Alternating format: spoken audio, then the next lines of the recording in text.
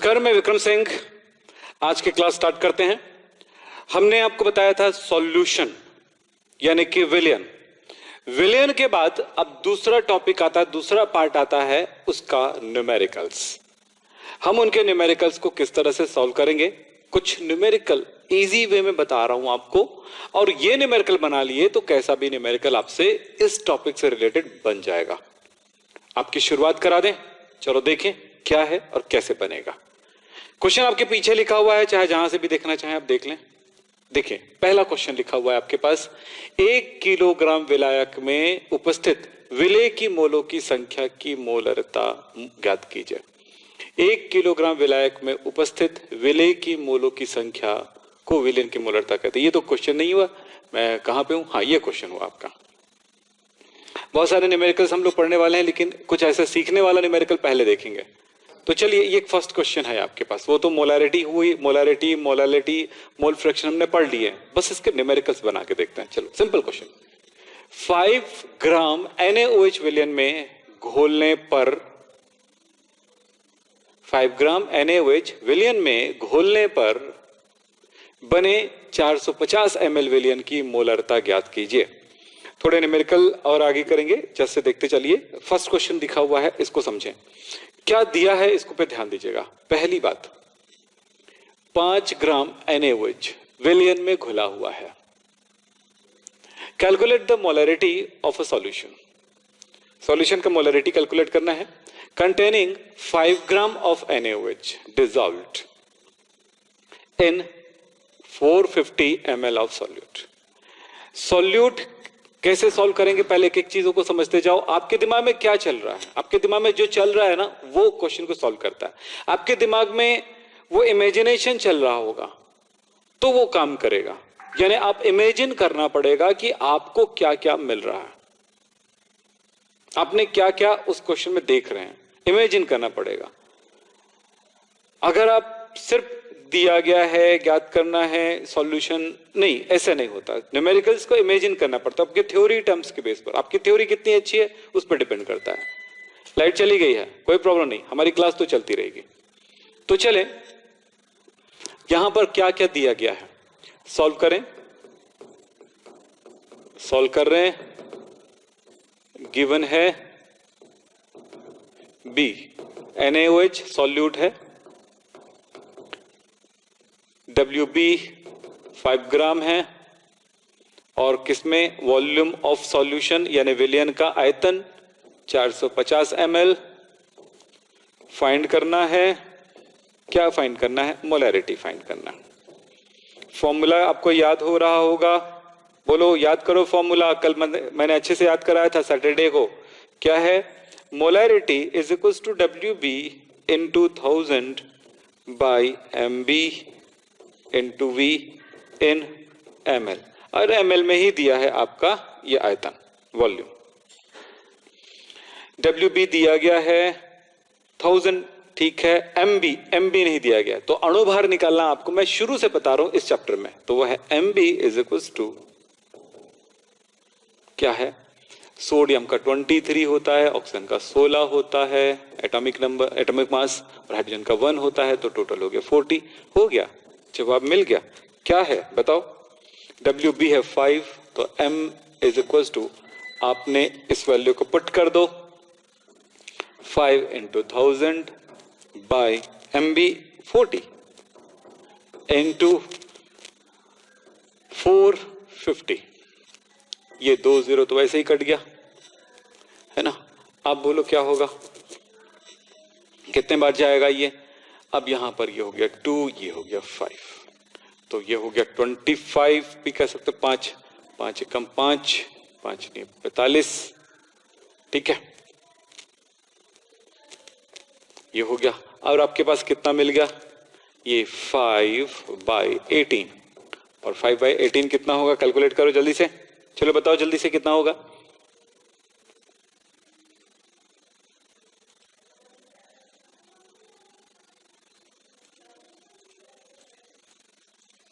5/18 0.2777 आगे जाएगा, मतलब होगा 2, सॉरी 0.278 भी लिख सकते हो, 28 भी लिख सकते हो, ठीक है।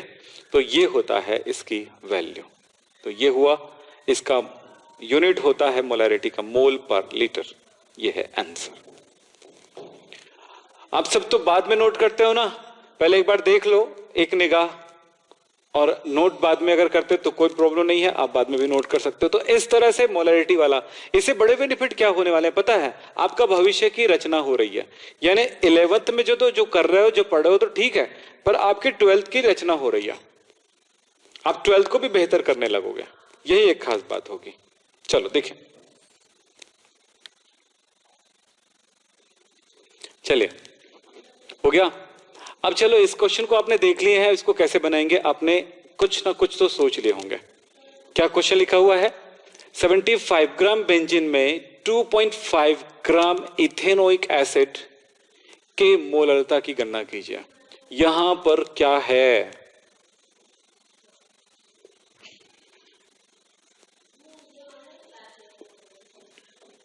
ठीक है।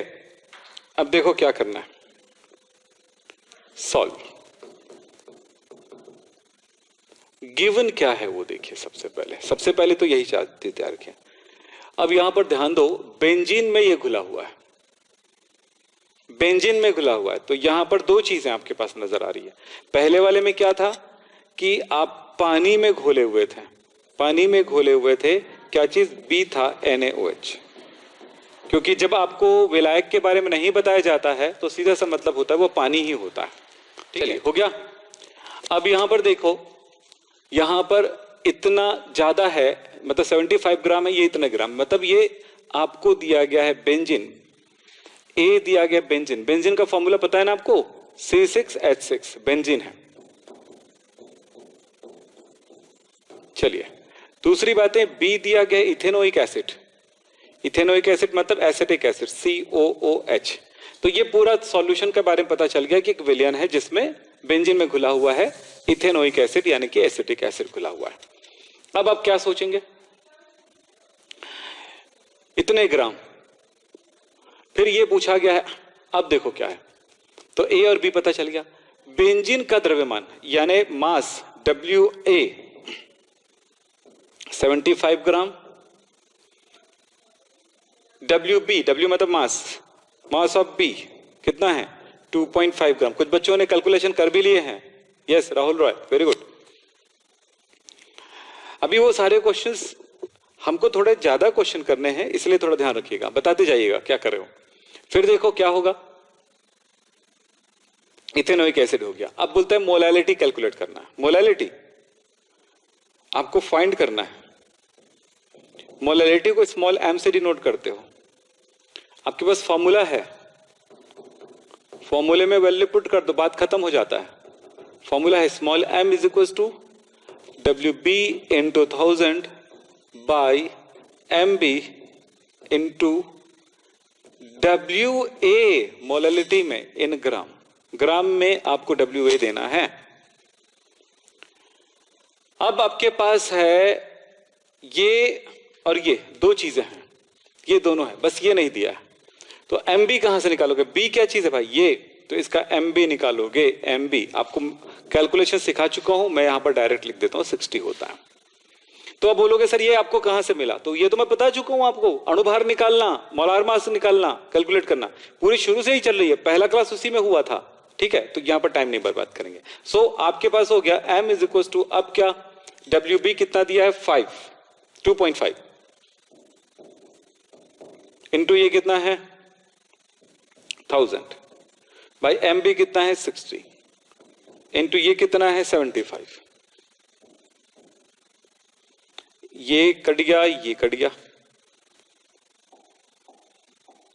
चलिए और क्या हो जाएगा, 25 से 25 से काट सकते हो, 25 तिया 25 चौक 25 से काट दिए। तो अब आपके पास क्या मिल गया, 2.5 इंटू 4 कितना होगा, 2.5 इंटू 4 कितना होगा बोलो, 10। तो ये आपको मिल गया 10 बाई 6 18 18 कितना हो गया, कैलकुलेट कर लो, 10/18,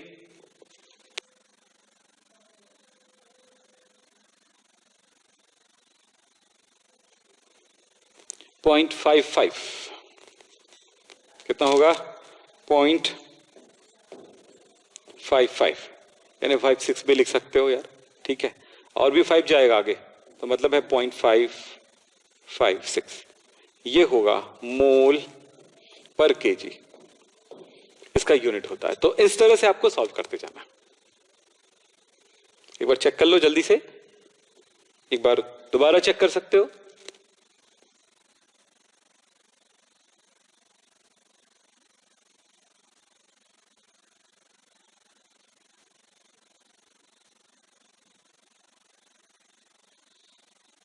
हो गया? तो ये है इसका आंसर। चलो आगे चलते हैं। अगला क्वेश्चन है, इस क्वेश्चन को देखो बना के, क्या कहता है? 12 ग्राम जल 108 ग्राम एसिटिक अम्ल एवं 92 ग्राम इथाइल अल्कोहल का एक मिश्रण है। जल, एसिटिक अम्ल और इथाइल अल्कोहल के मोल प्रभाजों की या मोल अंशों की संख्या ज्ञात कीजिए, मोल अंश ज्ञात कीजिए। अब यहां पर जो भी चीजें दी गई है उसको आप ले लो एक बार। मोल फ्रैक्शन की बात हो रहा है, तो आप क्या है, गिवन क्या है?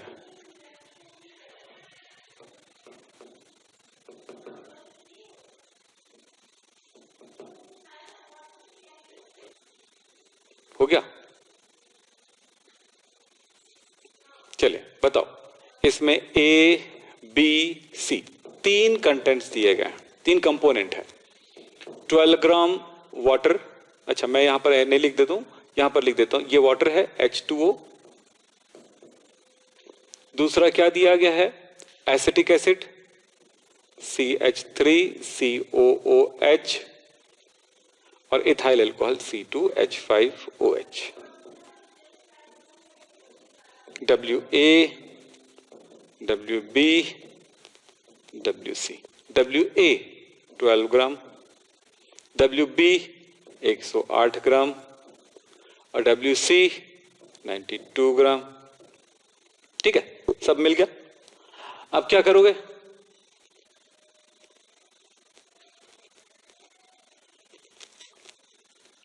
ठीक है,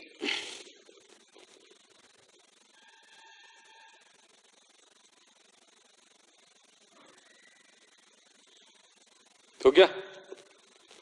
बताओ अब क्या करोगे? मोल फ्रैक्शन की बात आ रही है, आपको कैलकुलेट क्या करना है? बोलो, फाइंड क्या करना है?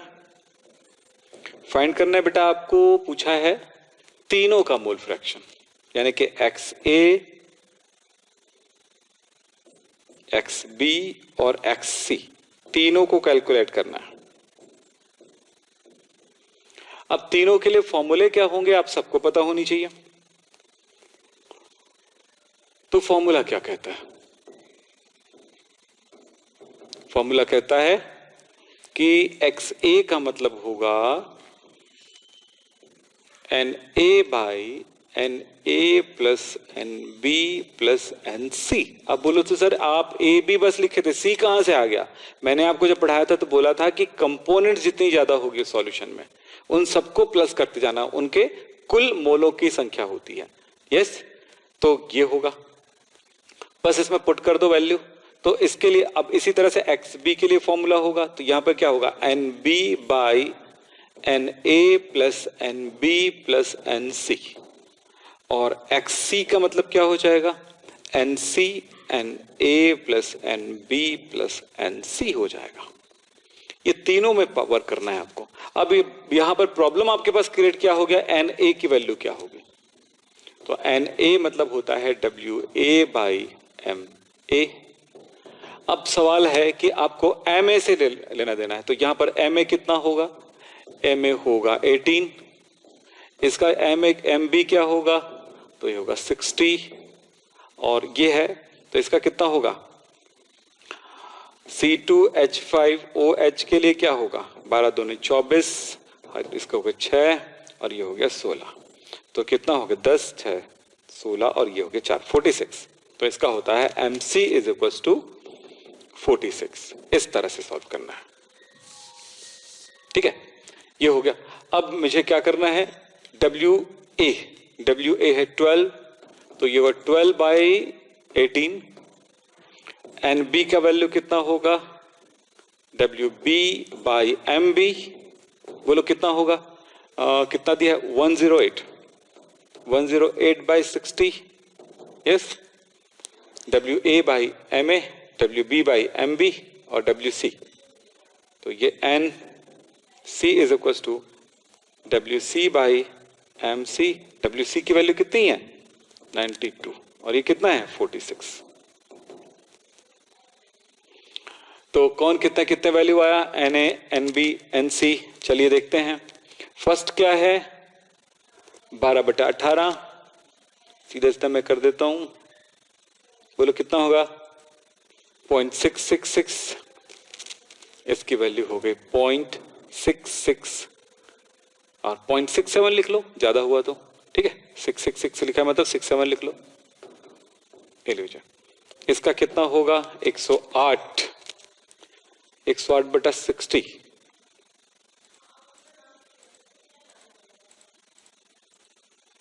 1.8, 1.8, और ये कितना, 2 के आसपास जाएगा, 2 ही जाएगा। 92, बोलो जल्दी से कितना आएगा, हो गया 2, किलो 2। अब इन तीनों को प्लस कर दो, क्योंकि बार बार वहां पर प्लस करके नहीं दिखाना है। तो क्या हुआ, NA + NB + NC is equal to, तीनों को जोड़ दूं तो कितना आएगा, देखो तो, ये हो गया 7, 8, देखो 6 दूनी 12, 2, 14, 4। अब ये हो गया 1 + 2 + 1, यानी कि हमारे पास हो गया 4.47, ठीक है, 4.47, 4.47।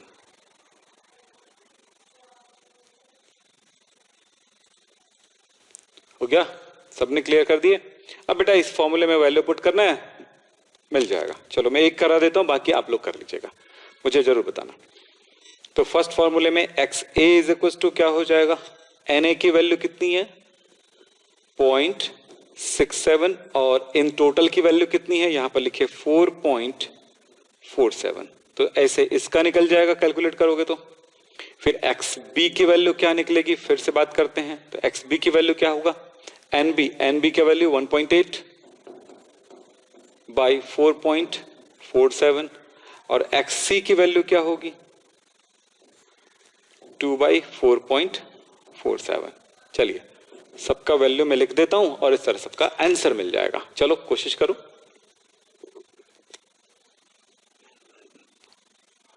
पॉइंट 15 लिख सकते हैं, ये 0.148 यानी 149 है, तो 149 है मतलब 149, तो हमने 9 को हटा करके इधर 4 को 5 कर दिया। इसकी वैल्यू कितनी है, 1.8।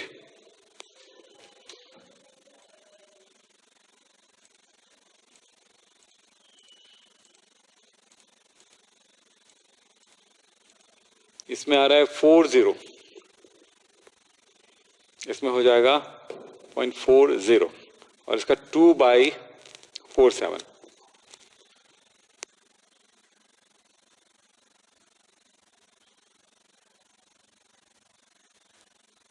.447 यानी कि 0.45 लिख सकते हैं, ये होता है। तो ये हुआ, सभी आंसर है, एक आंसर यहां पर, एक आंसर यहां पर, एक आंसर यहां पर। सो इस तरह से सॉल्व हो जाता है ये। तो मोल फ्रैक्शन कैसे सॉल्व करना है वो आपको क्लियर हो गया, और इसी तरह से आपको काम करना है। तो ये एक प्रैक्टिस होगा आपके लिए, थोड़ा ध्यान रखेंगे, ठीक है। चलिए बच्चे बताना शुरू कर दिए हैं, आप सब भी अपनी तरफ से कोशिश किया करो। तो बाद में आप लोग नोट करते हो, ये अच्छी बात है, क्योंकि उसमें पॉज प्ले करके आप नोट करने की क्षमता होती है। एक बार समझना जरूरी होता है, थोड़ी बहुत पेन चलाना है, थोड़ी बहुत हाथ पर चलाना है, जरूरी है, ठीक है। तो चलिए आगे चलते हैं, आगे की तरफ कुछ एक क्वेश्चन और करते हैं, अच्छे अच्छे क्वेश्चंस हैं, तो आगे बढ़े। हो गया बेटा सबका? ओके, कुछ नहीं करना था, क्या करना था, जो जो 3 कंपोनेंट दिया है, तीनों कंपोनेंट को हमने पहचाना, उसके मॉलिक्यूलर मास हमने कैलकुलेट करा, उसके फॉर्मूले, आपको फॉर्मूला नहीं पता है तो आपको फॉर्मूला, कुछ एलिमेंट, कुछ कंपाउंड के फॉर्मूले आपको याद होना चाहिए। मैं बता देता हूं, कुछ कंपाउंड के फॉर्मूले आपको याद होना चाहिए। तो कौन कौन से कंपाउंड के फॉर्मूले आपको याद होना चाहिए, मैं यहां पर लिखा देता हूं, आपको यूज करना होगा, जरूरत के समय यूज करेंगे। जैसे आपको तो पता ही है ना, जैसे सिंपल मैं बता दूं, H2O पानी का है तो बताने की जरूरत नहीं है, वाटर। इसी तरह से अभी बताया था benzene, C6H6, methyl alcohol,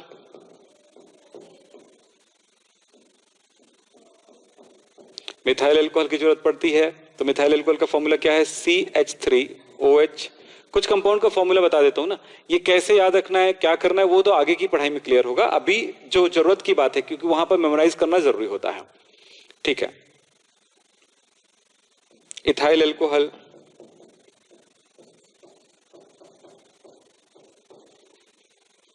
ethyl alcohol, ethyl alcohol को C2H5OH, इसको इथेनॉल भी कहते हैं ना, ध्यान रखना,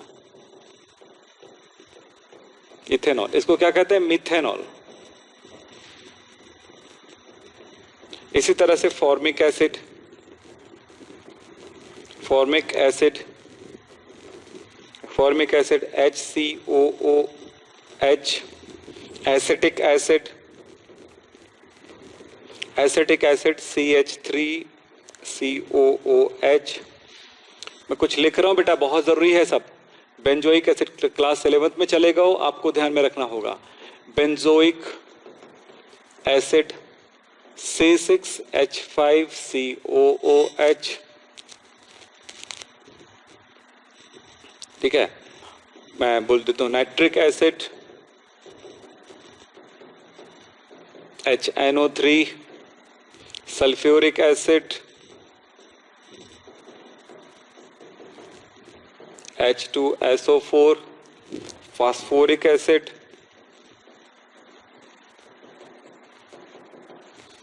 फास्फोरिक एसिड H3PO4। इसी तरह से आपको बता दें, बेंजोइक एसिड हो गया, हाँ, फॉर्मेल्डिहाइड, फॉर्मेल्डिहाइड HCHO। इसको, ये फॉर्मेलिन के नाम से आता है ना, फॉर्मेलिन के नाम से आता है, जिसमें फॉर्मेल्डिहाइड में अगर पानी मिला दो, यानी पानी में अगर फॉर्मेल्डिहाइड को घोल दो तो उसको फॉर्मेलिन कहते हैं। एक्चुअली ये 40% सॉल्यूशन होता है। किसका 40%?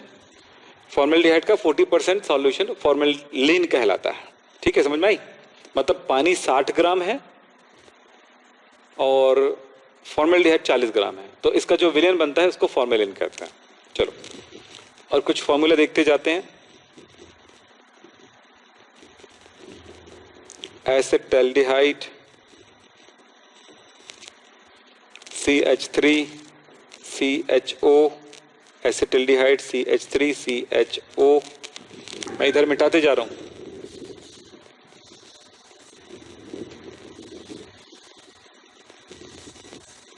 ऑक्सैलिक एसिड,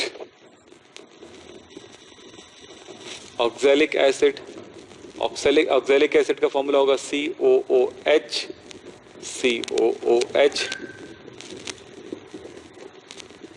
इसमें .2H2O होता है ना, ध्यान रखना। फिर इसके बाद होगा आपके पास ऑक्सैलिक एसिड के साथ होगा आपका एथिलीन ग्लाइकॉल। ये सब नाम हमेशा आपके दिमाग में रहना चाहिए, आप प्रैक्टिस करोगे तब होगा। CH2OH, CH2OH एथिलीन ग्लाइकॉल है। आपको जरूरत पड़ती है एसीटोन, एसीटोन CH3COCH3, ठीक है।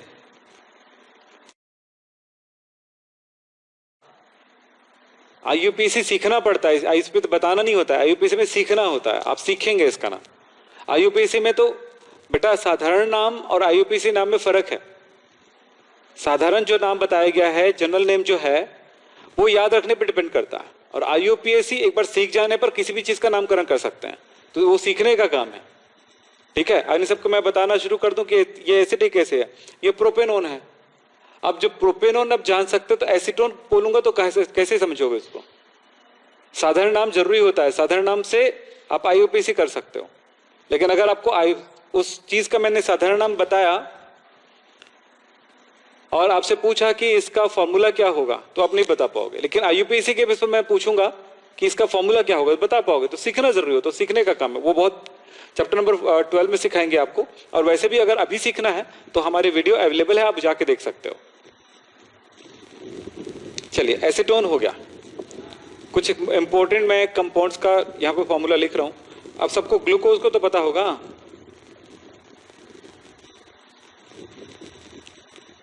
C6H12O6। ठीक है, चलिए आगे चलते हैं। अब एक बार बोल रहे हो कि आपसे सीख लिए हैं, जब सीख लिए हो तो फिर टेंशन क्या है, यहां पे क्यों बताएं फिर? ठीक है, तो चलिए, ये कुछ कंपाउंड है जिसका नाम आते ही आपका दिमाग घूम जाएगा, कुछ और नहीं आएगा तो और भी बता देंगे, उस टाइम पे आप नोट कर लीजिएगा। तो मैंने कुछ बता दिए हैं जिसको आप हमेशा याद रखिएगा। चलिए आगे चलते हैं। एक क्वेश्चन आपके पास ये लिखा हुआ है, इस क्वेश्चन को कैसे सॉल्व करेंगे देखिए। गर्मी बहुत है बाबा। हाँ जी, लिखा है 93% mass volume, mass by volume के बेस पर H2SO4 के 1 लीटर विलियन की मोललता की गणना कीजिए। मोलैलिटी कैलकुलेट करना है। अब यहां पर दो बातें एक साथ आ रही है। समझना यह है कि ये मास वॉल्यूम में दिया है वैल्यू, मतलब थोड़ा समझें, यहां पर ए क्या है बी क्या है बस समझ जाओ, उसके बाद मैं आपको सारी चीजों को क्लियर करता हूं। ये थोड़ा सा अब हैवी होने वाला है, यानी जितना अभी तक काम किए हो ना वो बेस पॉइंट है, उसके बेस पर बहुत सारे न्यूमेरिकल आपको मिलेंगे। अब थोड़ा सा ट्विस्ट होगा, तब इसको कैसे सॉल्व करेंगे। इनको देखो, देखिए क्या लिखा हुआ है, इसका मतलब क्या है मैं आपको बताना चाहूंगा। पहले तो ये देख लो कि क्या गिवन है। आपको पता चल रहा है कि पानी जो है, ए है पानी H2O, और बी जो है वो H2SO4 है। ये तो क्लियर हो गया। अब यहां पर लिखा हुआ है आयतन, वॉल्यूम। इसका मतलब क्या है, ये पूरा सेट को समझो आप। 93% मास बाय वॉल्यूम, इसका मतलब है कि 100 ml सॉल्यूशन में 93 ग्राम H2SO4 घुला है। तो हम यहां पर क्या करने वाले हैं, देखें, WB 93 ग्राम, लेकिन ml सॉल्यूशन का आपको वॉल्यूम दिया गया है, V दिया गया है। V है इतना 100 ml, V 100 ml है। V मतलब VAB ना। आप मेरी बात समझो, हम लोग लिखते हैं VA plus VB is equal to V, WA plus WB is equal to W। चाहे तो आप इसको AB से भी डिनोट कर सकते हो इस तरह से, और इसको भी WAB से डिनोट कर सकते हो। आप इसको समझ लो बस। तो हमें दिया गया है ये वाला पोर्शन, ये कितना दिया है 100 क्या दिया है 100 ml। अब जो चीज यहां पर लिखा हुआ है उस पर ध्यान देना है। यहां पर है डेंसिटी दी गई है, घनत्व, सॉल्यूशन का घनत्व, डेंसिटी दी गई है, डेंसिटी घनत्व, डेंसिटी लिखा ही हुआ है, पढ़ लो। और ये कितना है ये भी बता दें, 1.84 ग्राम पर ml। ठीक है, ये दिया गया। हमें जब मोलैलिटी कैलकुलेट करना होता है तो हमें किसकी जरूरत पड़ती है? WB की जरूरत पड़ती है into 1000 by MB into WA। ठीक है, MB यहां से कैलकुलेट कर सकते हो, MB 98 आएगा, ये लीजिए। अब प्रॉब्लम कहां पे है वो बताता हूं मैं आपको। डेंसिटी दिया गया है, हमें WA कैलकुलेट करने के लिए सबसे पहले सॉल्यूशन का मास कैलकुलेट करेंगे। 100 ml कितना ग्राम है ये पता लगाएंगे। 100 ml कितना ग्राम है, तो 100 ml कितना ग्राम है कैसे पता चलेगा? चलो चेक करते हैं। तो एक फॉर्मूला यूज करना पड़ेगा। फॉर्मूला है D, density is equal to mass by volume. हमें ये कैलकुलेट करना है, तो W is equal to D into volume. D कितना दिया है देखो, D कितना है 1.84 इंटू वॉल्यूम दिया है 100, तो 100 ml कितना ग्राम हुआ बोलो? इस तरह से हो जाता है ये। 100 ml कितना ग्राम हुआ देखो, 184 ग्राम है भाई साहब, देखो, क्योंकि 100 से मल्टीप्लाई किया तो ये मिला।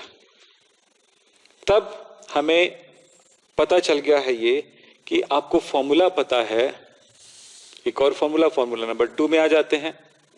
ये फॉर्मूला नंबर 1 में था क्या कि W is equal to WA plus WB, तो हमें WA चाहिए। WA is equal to W minus WB, यानी कि WA इज इक्वल टू, बोलो W की वैल्यू कितनी मिली हमको? 184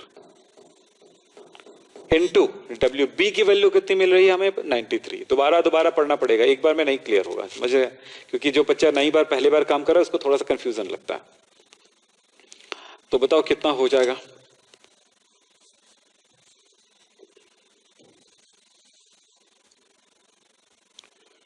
(184 माइनस WB, W हो गया, WB की वैल्यू कितनी है कहां पे? 93। कितना बचेगा?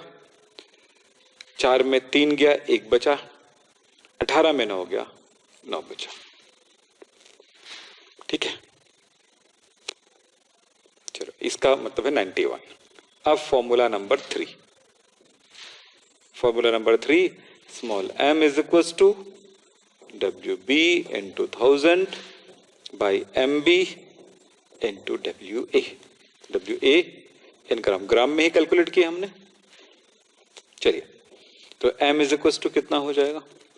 WB कितना दिया बेटा यहां पे? 93 इंटू ये 1000 हो जाता है।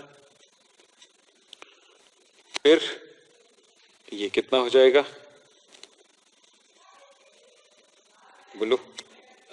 98 इंटू ये हो गया 91, WA 91। ठीक है, कैलकुलेट कर लो, जो भी वैल्यू आएगा वो इसका आंसर होगा। चलो, तो कैलकुलेशन तो करने आनी चाहिए, आप लोग करके देखो कितना आता है, बताओ जल्दी से।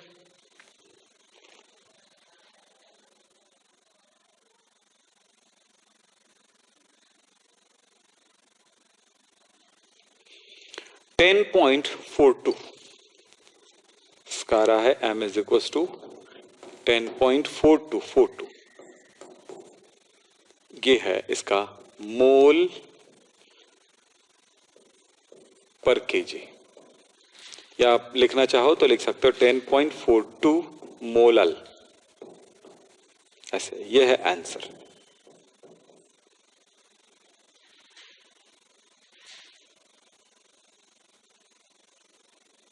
चलिए, हो गया। अब चलते हैं ऐसे कुछ और क्वेश्चन की तरफ। आपको कुछ नहीं करना था, आपको समझ में आ गया होगा क्या करना है। इसको दोबारा 2-3 बार आप करोगे तो एकदम क्लियर हो जाएगा। आप बोलेंगे 2 बार बताओ, 3 बार बताओ, तो ये पॉसिबल इसलिए नहीं होता है कि हमें और भी कोशिश करने हैं। तो बिल्कुल सिंपल है, आप इस चीज को समझना चाहो तो बस वीडियो को दोबारा करके एक बार देखो तो क्लियर हो जाएगा कि कौन कौन सी चीजें दी गई है। यहां पर अगर ये दूसरे तरह से दिया होता, यानी कि W/W दिया होता, तो हमारा खेल दूसरा होता। एक बार वो भी समझा दूं, चलो, अगर ऐसा हो तो क्या करेंगे।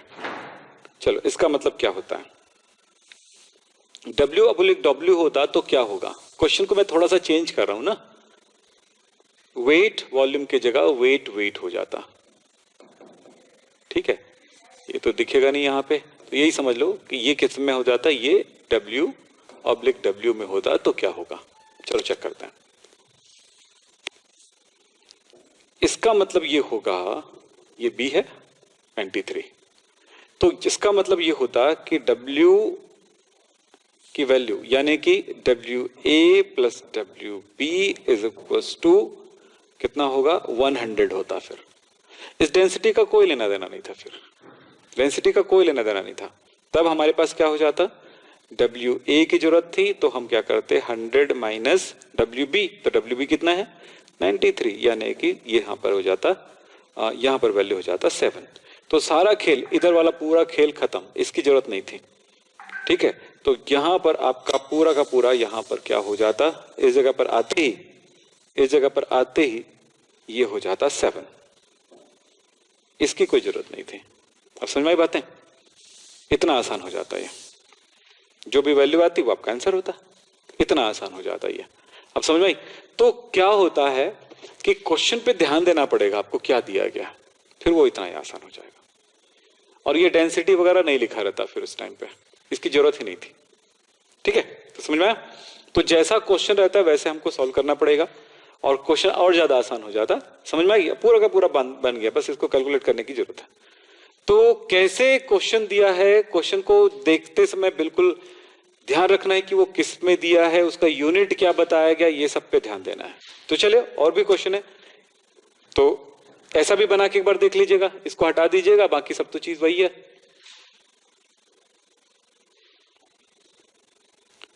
अब इस क्वेश्चन की तरफ चलते हैं। मिथेनॉल के 2m स्मॉल m है जी, 2m सॉल्यूशन, 5 लीटर विलियन में मोलों की संख्या क्या होगी, ठीक है। डेंसिटी भी दिया गया, घनत्व तो दिया गया है इतना। मिथेनॉल का आपको मोलार द्रव्यमान यानी कि मोलार कॉन्सेंट्रेशन भी दिया गया है, मोलार मास भी दिया गया है, मोलर कॉन्सेंट्रेशन नहीं, मॉलिक्यूलर मास भी दिया गया है। तो इसको चलो एक बार ट्राई करते हैं कि क्या कहता है। सबसे पहला काम,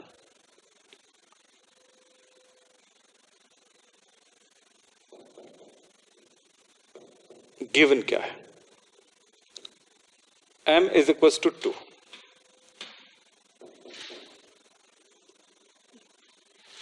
m is equal to 2, molarity, molality, volume is equal to 5 litre, मोलों की संख्या की गणना करना है, ठीक है। और डेंसिटी इज इक्वल टू कितना दिया है 0.981 किलोग्राम पर लीटर। मतलब सीधा सा मतलब ये है कि यहां पे लीटर में दिया है तो लीटर में, हमको यहां पर कन्वर्ट नहीं करना है ml में, ठीक है। अब कैसे सॉल्व करेंगे इसको, हमारे पास फॉर्मूला क्या है वो चेक कर लो तो अपने आप जवाब मिल जाएगा। यहां पर है molarity is equal to NB by क्या होता है WA होता है, आपको पता है ये चीजें। तो WA यानी विलायक का द्रव्यमान, विलायक के द्रव्यमान के लिए ही काम करना है और कुछ नहीं करना है यहां पे। अब सवाल ये होता है कि हम इसको कैसे कैलकुलेट, तो यहां पर एक और काम कर देते कि NB को क्या करते हैं WB, फॉर्मूला तो आपको पता ही है, इंटू 1000 करते हैं, 1000 बाई क्या करते हैं MB इंटू WA करते हैं, ये काम करेंगे।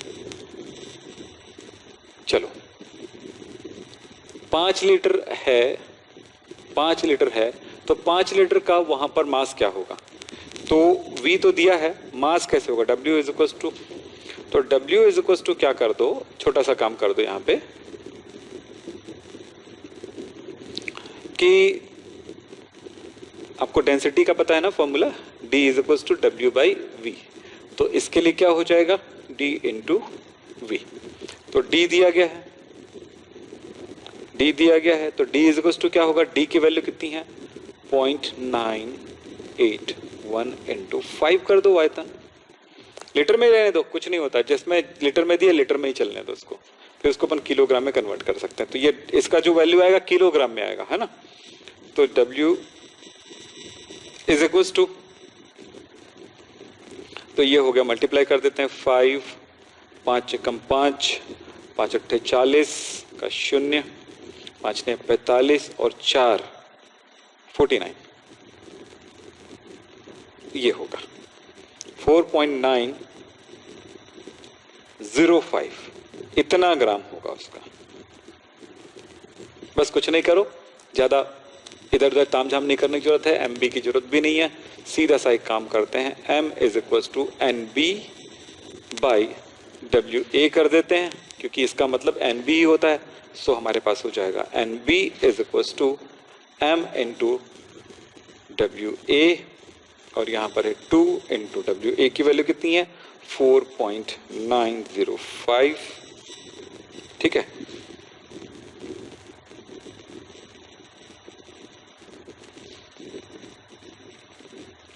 चलिए, तो कितना हो जाएगा 0 1, 18 का 8 और ये हो गया 8, 1 9,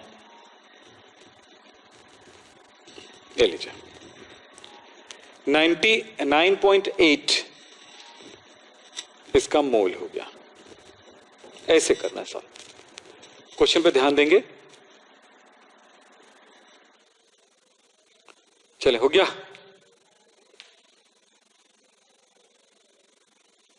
चले आगे चलते हैं।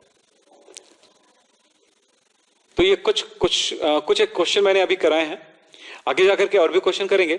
बस इतने क्वेश्चन में आप एक बार प्रैक्टिस कर लो, फिर मैं बहुत सारे क्वेश्चन लेके आऊंगा, क्योंकि इस चैप्टर में कुछ टॉपिक बचे हुए हैं, उस टॉपिक पे वर्क करना है। ओके, तो आज की क्लास यहीं पे समाप्त करना है। नमस्कार, धन्यवाद।